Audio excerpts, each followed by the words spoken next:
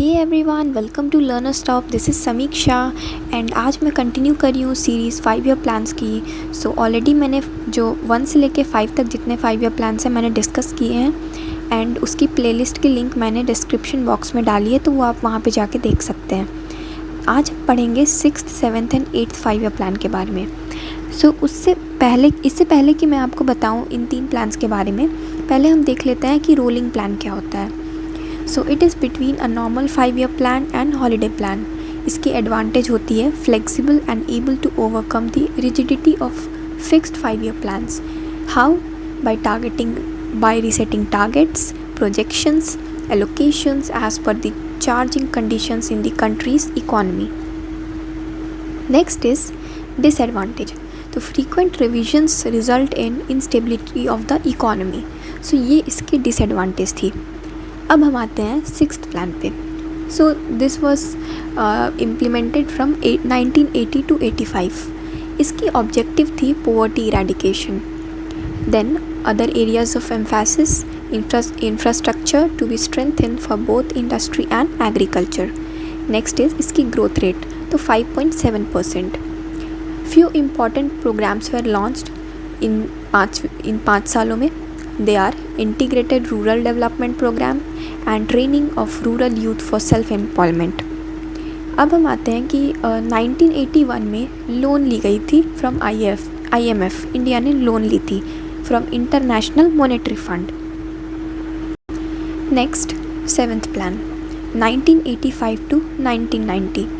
So it stressed on rapid growth in food grains production and increase in employment opportunities. Then इसकी growth rate 5.81% and इसी plan के time पे ही आप कह लीजिए कि बिगनिंग ऑफ लिबरलाइजेशन हुई थी. Then first time 3 years export import policy was announced during this plan only.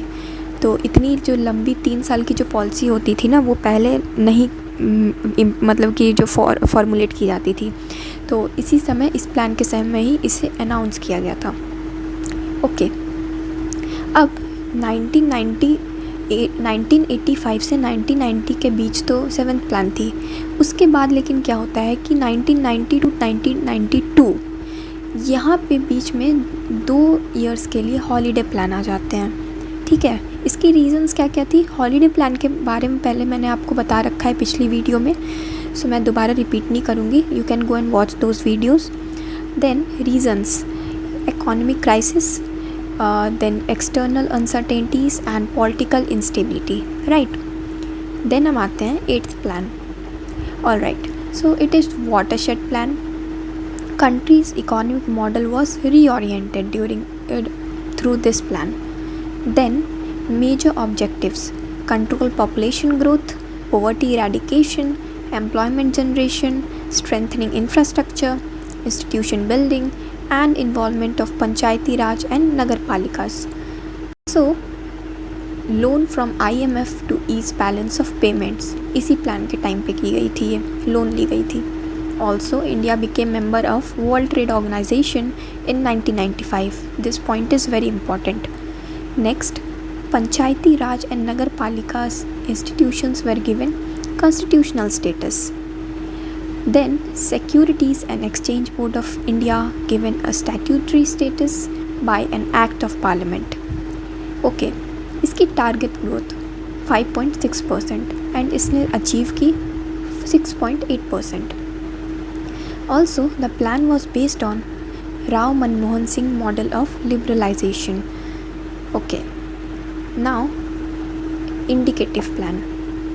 So adopted since 8 5-year plan, it was to assist the private sector with information that is essential for its operations regarding priorities and plan targets.